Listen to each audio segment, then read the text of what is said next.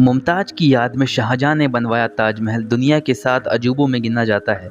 हाथी दांत जैसे सफ़ेद संगमरमर का मकबरा देखने में बड़ा खूबसूरत है, जिसमें पत्थरों का काफ़ी बेहतरीन काम किया गया है। आप में से बहुत से लोगों ने इसे आगरा जाकर देखा भी होगा, और हकीकत में ही नहीं, कम से कम फ़ोटो या वीडियो में तो आज में देखा ही होगा। लेकिन क्या कभी आपने सोचा है उस पर लगा एक एक पत्थर कैसे रुका हुआ है, और कैसे इस पूरी इमारत का निर्माण हुआ होगा? क्योंकि आज की बड़ी इमारतें और बड़े बड़े ब्रिजेस मजबूत सीमेंट से बनते हैं, और फिर कुछ ही सालों में वे ढेर हो जाते हैं। तो फिर 1648 में बना हुआ ताजमहल आज तक कैसे टिका? वैसे जिन्हें नहीं पता उन्हें बता दें कि सीमेंट का आविष्कार 1824 में इंग्लैंड के जोसेफ एस्पडिन नामक शख्स ने किया था, जिसका एक्सपेरिमेंट उन्होंने 1811 में शुरू किया और 1824 में वो कामयाब हुए। पहली सीमेंट उन्होंने ही बनाई थी, जिसका नाम था पोर्टलैंड सीमेंट। तो फिर 1632 में ताजमहल का निर्माण शुरू हुआ। तब तो सीमेंट के बारे में कोई जानता भी नहीं था। तो फिर आखिर कैसे ताजमहल बनवाया गया, वो भी इतनी मजबूती से कि आज तक तटस्थ खड़ा है? क्या हुआ, सोच में पड़ गए? कोई बात नहीं, हम बताते हैं।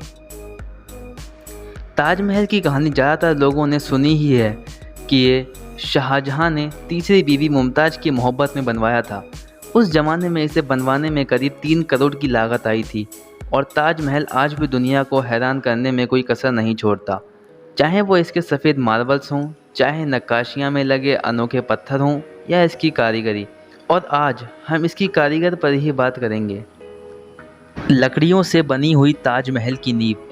अब ये बात भले ही आपको सुनने में अजीब लग रही होगी, और आप सोच भी रहे होंगे कि पागल हो गया क्या, भला लकड़ियों की नींव 370 साल से भी ज़्यादा कैसे टिक सकती है?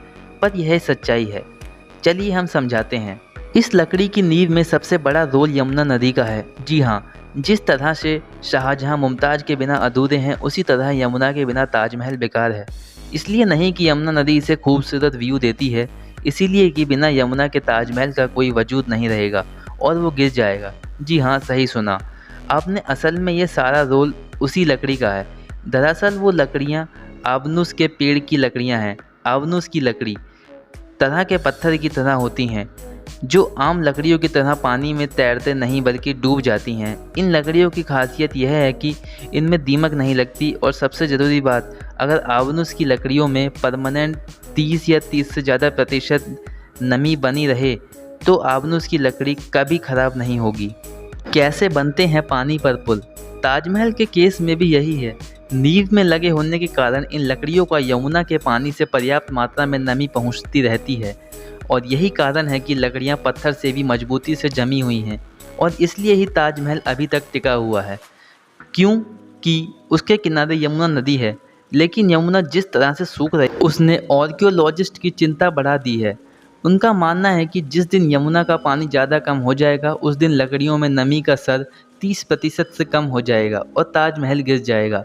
तो अब आप समझ ही गए होंगे कि नींव में जब पत्थर ही नहीं है तो फिर सीमेंट की ज़रूरत ही नहीं है। लेकिन अब सोचने वाली बात यह है कि नींव के ऊपर तो सारा पत्थर ही है, तो फिर उसका क्या? चलिए, जब नींव के बारे में हमने आपको बताया है तो उसके बारे में भी हम बताएंगे। जैसा कि आपको हमने बताया था, सीमेंट की खोज हुई थी 1824 में, और ताजमहल का निर्माण 1632 में शुरू हुआ था, यानी करीब 194 साल पहले। तो फिर कैसे चिपकाए गए थे संगमरमर के पत्थर? दोस्तों, आजकल तो मार्बल चिपकाने के लिए कई तरीके मौजूद हैं, जिनके जरिए संगमरमर के पत्थरों को चिपका दिया जाता है। हालांकि उस वक्त पत्थरों को चिपकाने के लिए या आधारशिला बनाने के लिए खास तरह का मटेरियल तैयार किया गया था, और ऐसा नहीं था कि ताजमहल में सिर्फ संगमरमर ही इस्तेमाल किया गया था। उसके कंस्ट्रक्शन में बहुत सारे सेमी प्रीशियस स्टोन और कुछ अल्ट्रा रेयर स्टोन्स भी ताजमहल बनाने में इस्तेमाल हुए थे। एक रिसर्च के मुताबिक ताजमहल के लिए एक अलग सा खोल बनाया गया था, जिसका नाम सरुज बताया जाता है।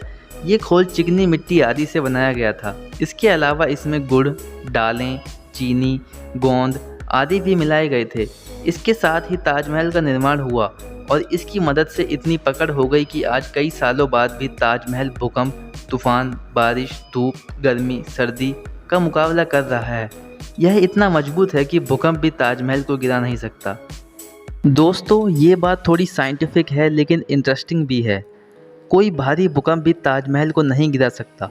ताजमहल केवल प्यार का प्रतीक और सफ़ेद संगमरमर की एक खूबसूरत इमारत ही नहीं, बल्कि मुग़ल काल के सिविल इंजीनियरिंग का एक बेहतरीन नमूना भी है। अगर आपने ताजमहल को गौर से देखा होगा तो एक बात आपने नोटिस की होगी कि मेन बिल्डिंग के चारों तरफ बने हुए चारों मीनार आपस में परफेक्टली परपेंडिकुलर नहीं हैं, जिसका मतलब ये है कि वो स्ट्रेट नहीं खड़ी हैं और ऐसा जानबूझकर किया गया था। उन मीनारों को थोड़ा सा झुका दिया गया ताकि अगर कोई भूकंप आता तो वो चारों मीनार मेन बिल्डिंग से दूर गिर जाएं और इस तरह भूकंप के सारे झटके मेन बिल्डिंग तक पहुंचने से पहले ही इन मीनारों में एब्जॉर्ब हो जाएंगे और इस तरह इमारत पर भूकंप का कोई असर नहीं होगा और वो सुरक्षित बच जाएगी। और आखिर में बात ये भी जान लो कि शाहजहां ने किसी भी मजदूर के हाथ नहीं कटवाए थे। ये महज अफवाह है और कुछ नहीं। तो दोस्तों, उम्मीद करता हूँ आपको ये वीडियो पसंद आई होगी। अगर वीडियो पसंद आई है तो वीडियो को लाइक करें, चैनल को सब्सक्राइब करें और कमेंट करना ना भूलें। और हाँ, अंत में वीडियो को अपने सभी दोस्तों तक शेयर ज़रूर कीजिएगा। तो धन्यवाद, मिलते हैं अगली वीडियो में।